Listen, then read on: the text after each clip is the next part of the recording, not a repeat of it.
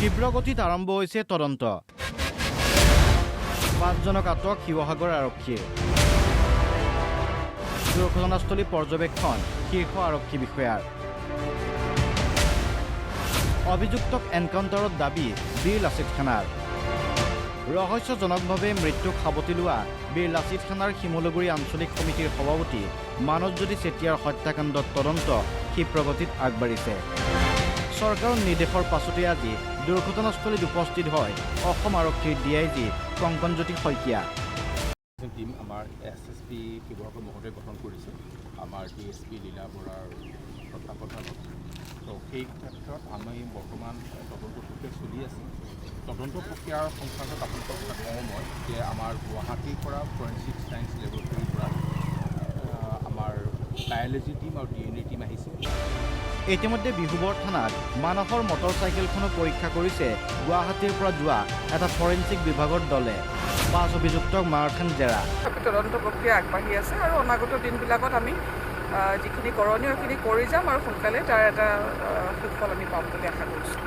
বীৰ লাচিত খানাই উল্লেখ কৰা 10 অভিযুক্তৰ ভিতৰত ইতিমধ্যে 5 অভিযুক্ত হ'ল এইকেইজন: আবিদুৰ ৰহমান, চেলিমুৰ ৰহমান, চেলিমা বেগম, আনোৱাৰা বেগম আৰু চাবেৰা বেগম। নাজিৰাৰ শিমলু জংচনৰ পৰা অভিযুক্তসকলক আটক কৰি লৈ অহা হয় শিৱসাগৰ থানালৈ। এইজন হ'ল মূল অভিযুক্ত আবিদুৰ ৰহমান। আবিদুৰ ৰহমানক সাংবাদিকে মানৱজ্যোতি চেতিয়াৰ মৃত্যু সম্পৰ্কে প্ৰশ্ন কৰিছিল যদিও তেওঁ হত্যাৰ কথা অস্বীকাৰ কৰিছে। কিয় মিছা? আপোনালোকে মৰাটো সঁচানে? ইফালে হত্যাকাণ্ডত জড়িত মুজামিল হক নামৰ আন এজন অভিযুক্তৰ বিৰুদ্ধে হঠাৎ সৰব হৈ উঠিছে বীৰ লাচিত খানাৰ নেতা শৃংখল চলিহা। আজি শৃংখল চলিহাই মুজামিল হকক জেহাদীৰ শ্লিপাৰ চেল হিচাপে আখ্যা দিয়ে। মুজাম্মিলৰ এনকাউণ্টাৰত দাবী শৃংখলৰ। মুজাম্মিল ইছলাম বুলি যিজনৰ ওপৰত আমি FIR কৰিছোঁ, আমাকতো এতিয়া বহুতে ফোন কৰি কৈছে যে জেহাদী শ্লিপাৰ চেল চলাই বুলি কৈছে আৰু এই জাতীয় সংগঠনবোৰৰ কথা খুব বেয়া বেয়াকৈ সামাজিক মাধ্যমত লিখে। এতিয়া যদি জেহাদী শ্লিপাৰ চেল চলোৱা, ইয়াক এনকাউণ্টাৰ কৰি দিব লাগে। এতিয়া কথা বতৰাবোৰ এতিয়া মানে কেঁচু খান্দোতে সাপ ওলাইছে। এতিয়া কথা বতৰাবোৰ লাহে লাহে ওলাই আছে আৰু এতিয়া কথাটো হৈছে ইমিডিয়েট গ্ৰেপ্তাৰ কৰিব লাগে গোটেইকেইজনকে। কিন্তু মোৰ যিবোৰ কাম ই শিৱসাগৰত কৰি আছে, ইয়াকো গ্ৰেপ্তাৰ কৰিব লাগে আৰু ইয়াক এনকাউণ্টাৰ কৰি দিব লাগে। উল্লেখ্য যে বীৰ লাচিত খানাৰ শিমলুগুৰি আঞ্চলিক সমিতিৰ সভাপতি মানৱজ্যোতি চেতিয়াৰে শনিবাৰে সংঘাত হৈছিল আবিদুৰ ৰহমানৰ।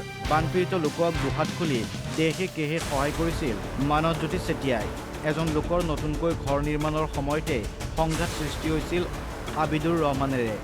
শনিবাৰৰ এই সংঘাতৰ পাছত দেওবাৰে প্ৰজাবস্তিৰ কাষত ৰহস্যজনকভাৱে সংজ্ঞাহীন অৱস্থাত উদ্ধাৰ হৈছিল মানৱজ্যোতি চেতিয়া। সংজ্ঞাহীন মানৱজ্যোতিক ভৰ্তি কৰোৱা হৈছিল ডিব্ৰুগড়ৰ অসম মেডিকেল কলেজ হস্পিটেলত। কিন্তু মঙলবাৰে হস্পিটেলতেই সেই নিষ্ঠা ত্যাগ কৰিছে জাতীয়তাবাদী নেতাজনে। প্ৰথমতে ইয়াক এক দুৰ্ঘটনা বুলি ভবা হৈছিল যদিও পৰৱৰ্তী সময়ত মানৱজ্যোতি চেতিয়াক একাংশ সন্দেহজনক নাগৰিকে পৰিকল্পিতভাৱে হত্যা কৰাৰ তথ্য পোহৰলৈ আহিছে। ইয়াৰ পাছতেই বীৰ লাচিত খানাই আবিদুৰ ৰহমান, চেলিমুৰ ৰহমান, হাবিবুৰ ৰহমান, মকবুল ৰহমান, মুজামিল ইছলাম, মুৰ্ছিদা বেগম, চেলিমা বেগম, আনোৱাৰা বেগম, মস্ফিকা বেগম, চুবেৰা বেগমৰ বিৰুদ্ধে এজাহাৰ দাখিল কৰিছে। ঘটনাৰ গুৰুত্ব বুজি দিছপুৰৰ পৰাও দিয়া হয় তদন্ত নিৰ্দেশ। SIT গঠনেৰে ইতিমধ্যে দ্ৰুতগতিত মানৱজ্যোতি চেতিয়াৰ হত্যাকাণ্ডত তদন্ত আগবাঢ়িছে। ফৰেনচিক ৰিপৰ্ট, মৰণোত্তৰ পৰীক্ষাৰ প্ৰতিবেদন সংগ্ৰহ কৰি SITয়ে মানৱজ্যোতি চেতিয়াৰ ৰহস্যজনক মৃত্যুৰ প্ৰকৃত কাৰণ পোহৰলৈ আনিব বুলি আশাবাদী শিৱসাগৰবাসী। শিৱসাগৰৰ পৰা ইছাদুল্লাহ, নাজিৰাৰ পৰা সৌৰভ কোচৰ ৰিপৰ্ট, অসম লাইভ 24।